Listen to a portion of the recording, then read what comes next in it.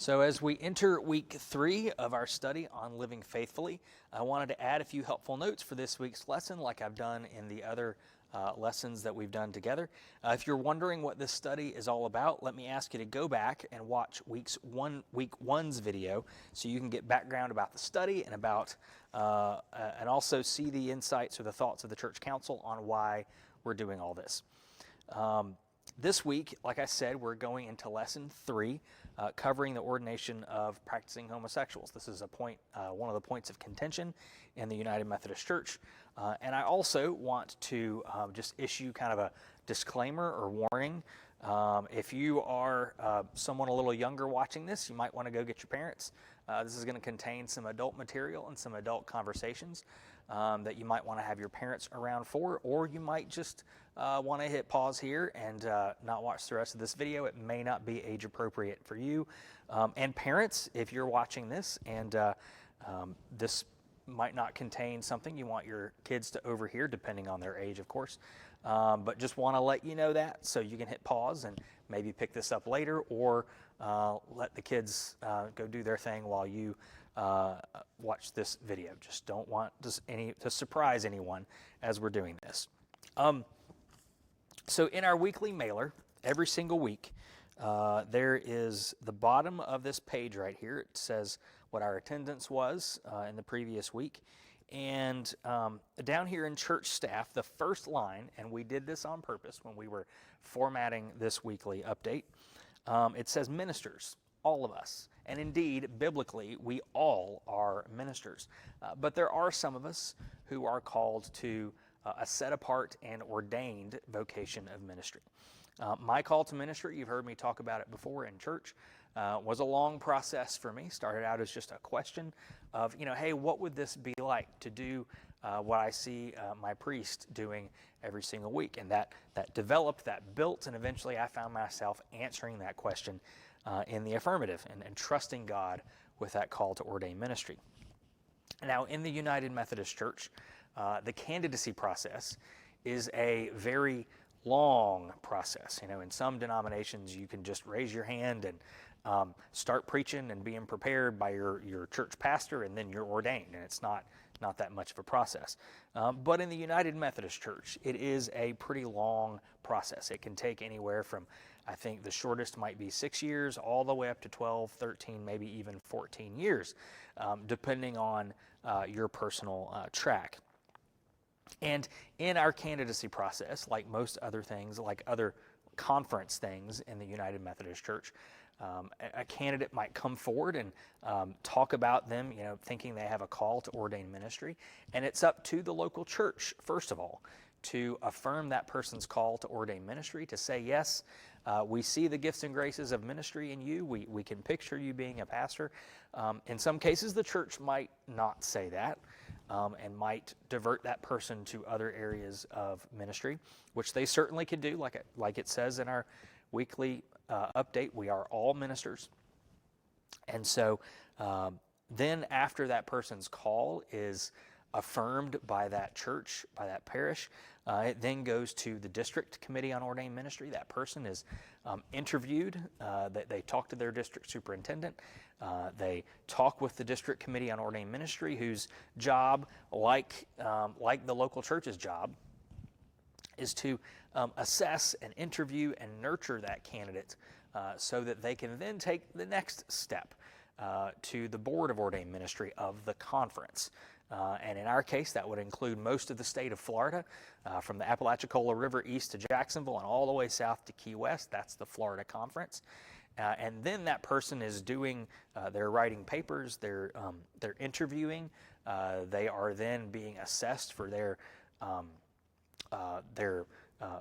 fruit in ministry.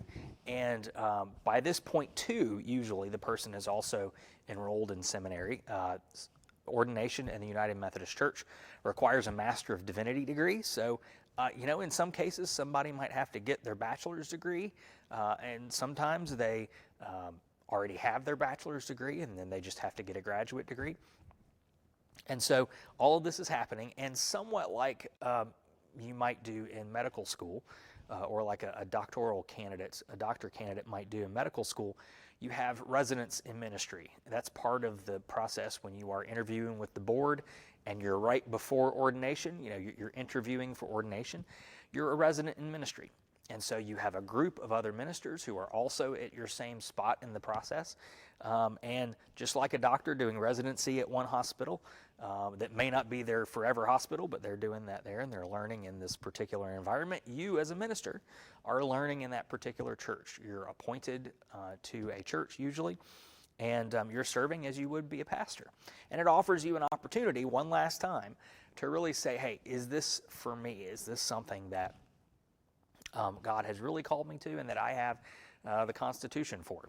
And also in this process is, and this is something we've done in the last 20 years, really, well, even before that, but especially in the last 20 years, 25 years, has been psychological testing. I went through, and ministers, in my time, went through batteries of psychological testing and counseling and things like that to help make sure that, we were getting in ministry for the right reason. And of course, regrettably, there are pastors who pass through this whole process, and there is pathology there that eventually exposes itself, and that is certainly something that, that we don't like to see, that the conference doesn't like to see, that God doesn't like to see. And I know you've experienced it in your church with candidates for ministry who've gone on. And regrettably, that is the case. But we try, and I think we do a pretty good job, if you look at effectiveness, in making sure that ministers do, as we say in our discipline, represent the highest standards of moral conduct, of maturity, of discernment, and personal conduct. So our process is long, it's arduous, it's difficult, and I think that helps weed out a lot of people.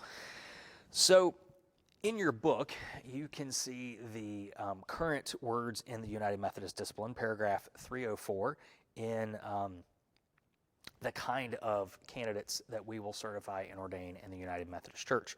I won't read out the entire paragraph to you, but essentially, as you can see, there in 304.3, it says the practice of homosexuality is incompatible with Christian teaching.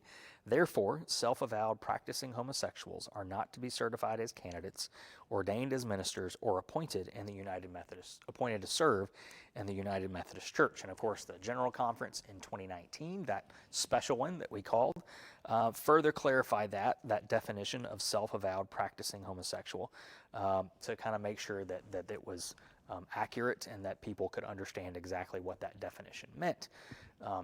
And of course, there are gay ministers serving all over the world, all over the country, and according to our discipline, as long as they're celibate, as long as they're not a practicing homosexual, they can serve in our church.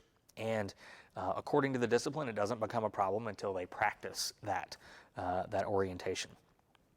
Now, as mentioned in your book too, there's some uncertainty about some of the other parts in the spectrum of human sexuality. When we talk about human sexuality and kind of alternative and not so common sexualities, you've got LGBTQIA is kind of the full acronym. And currently, there's not really a statement on someone who is transgender, that's the T, or intersex, which is the I. And someone like that is, dealt with in a different kind of way. I think conference by conference kind of figures it out. There's no specific language in the Book of Discipline. There are pastors who have changed their gender, have been transgender ministers, and they're serving, there's not a ton of them, of course, but they are serving in the church. And of course, every every conference would handle that differently. And you may wonder for a little bit, this is part of, I just want to make sure to bring light to this so that everyone's on the same page here. Intersex, if you're unclear about what that means, and I can understand if you would be, intersex happens in about 1 out of every 100 births. A child is born and has gender characteristics that are not clear or may have multiple genders present.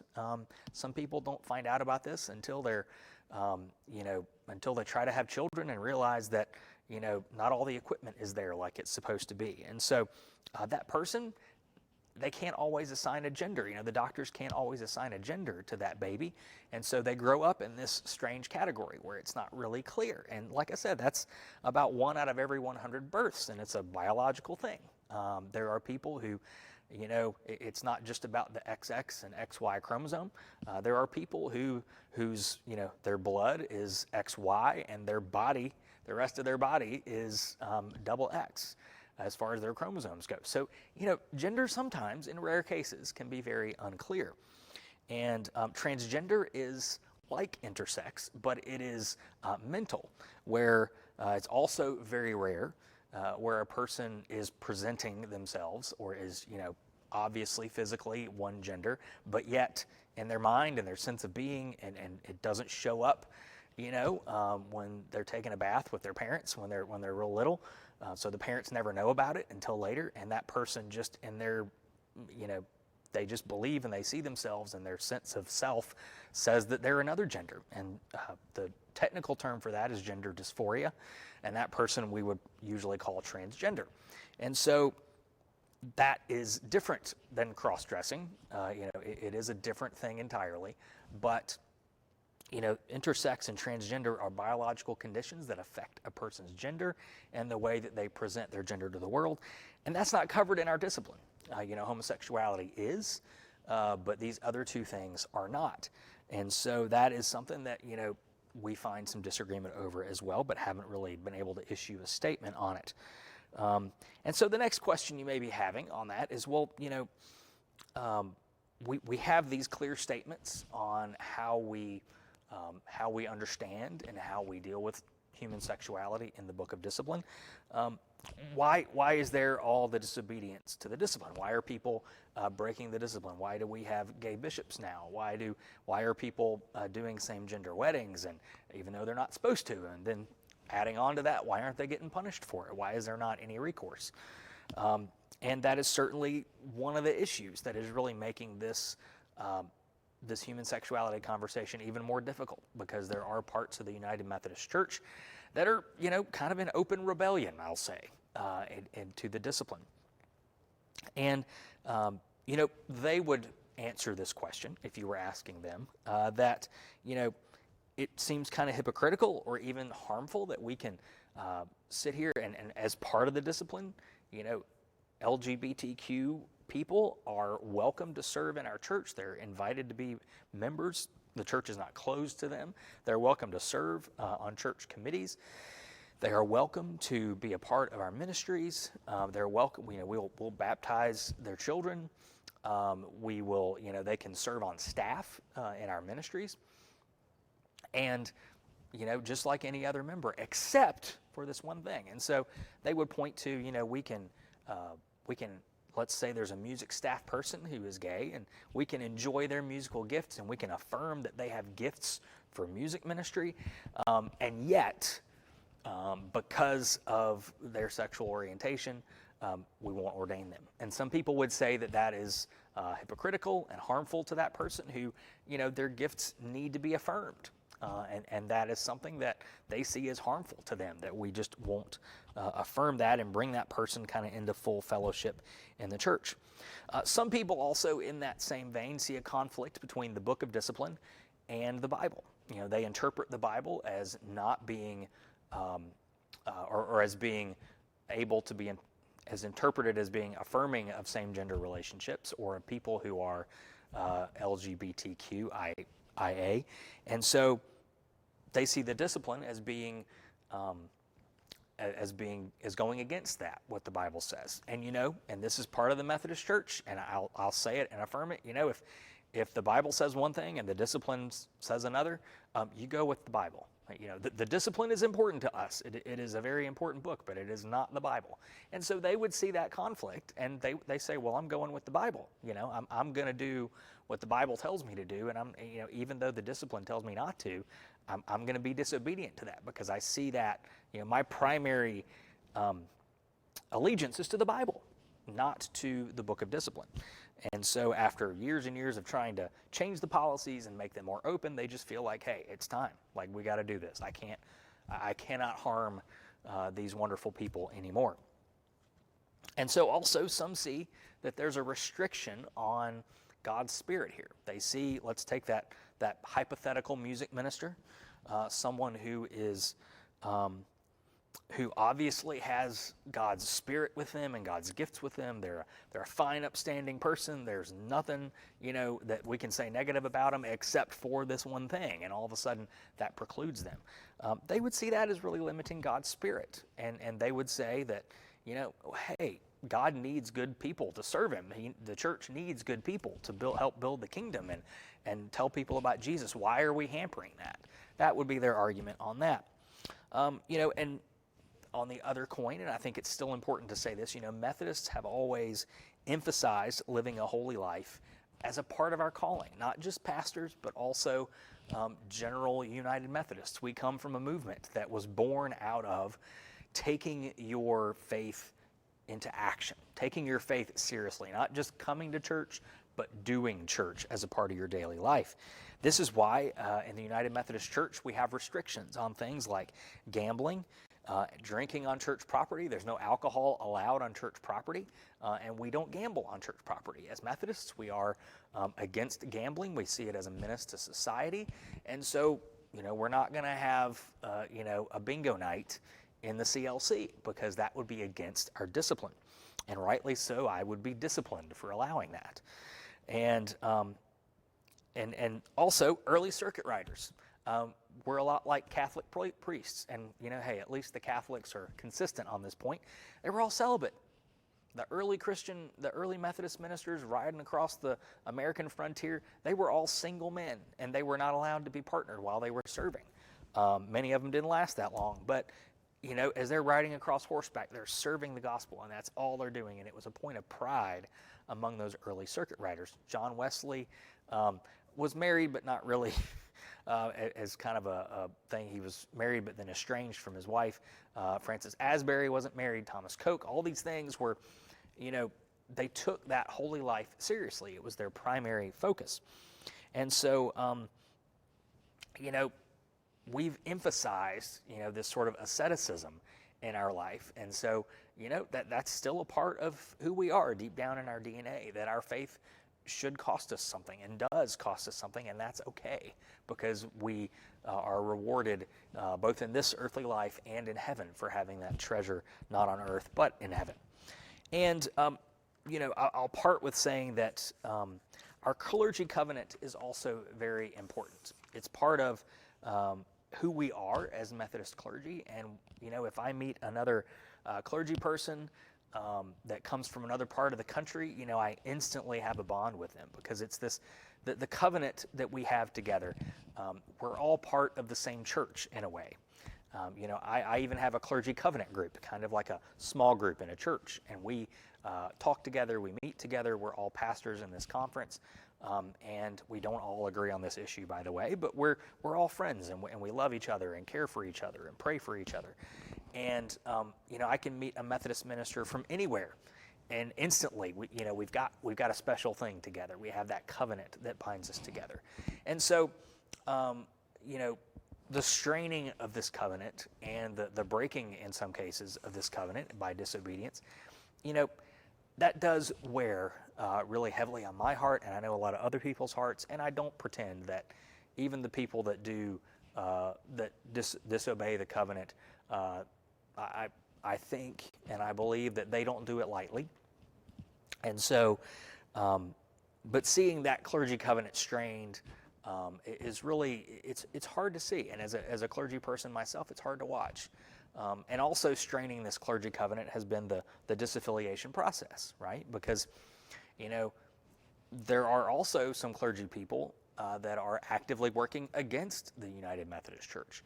And so as a clergy person who tries to be even-handed with everyone, this is just me personally, I find it really difficult to, meet a clergy person around the conference or around the church because, I used to have this sort of innate bond with them, and now, you're not really sure, like, if you should be as open with them because you don't know what they're carrying with them. And that's just, it's wrong, and I know I should not feel that way, but it's hard to deal with in a church family, in a covenant family like ours. Both and lay people are also part of the covenant, not the clergy covenant, but their own special covenant. And so I would ask, kind of at the end of this video as we're wrapping things up, that if you do, all the Methodist ministers that do pray for them. My hope is that after all this is gone and this dust settles, that we would still be friends and love each other and care for each other, and hopefully be involved in ministry together. Hopefully any hard feelings will pass, and we'll forgive and move on, and we'll be able to cooperate and be brothers and sisters again in a different kind of covenant, but still in a covenant of being ministers together and being lay people even together in the Methodist vein, but also in the kingdom of God. And so that's certainly a prayer that through all of this, and there is certainly a lot of heated discussion on both sides of this, that we would remember that, as I say all the time now, and you'll hear me say it again here, we're all going to be in the same room in heaven when we get there. And none of this is going to affect that eternal destination. We will all meet up there again. If we're separated now, we'll be back together soon. And I don't want to do anything that would hamper my meeting them in heaven. And I know, and holding that in our hearts, I think, is a great way to just kind of give us a compass point, so that we're doing this process respectfully, both for the ministers in the conference and also for the lay people, because we're all ministers together when you get down to it. So I hope and pray this video has been a blessing to you. We're giving you some things to think about, to chew on. We'll have another video week 4, and then I think we'll probably have another one after that as we continue to wrap things up. But thank you so much for being a part of this study. I hope and pray that God blesses you this week, and that you have a wonderful day in the house of God, and you come to worship as soon as you can. God bless you.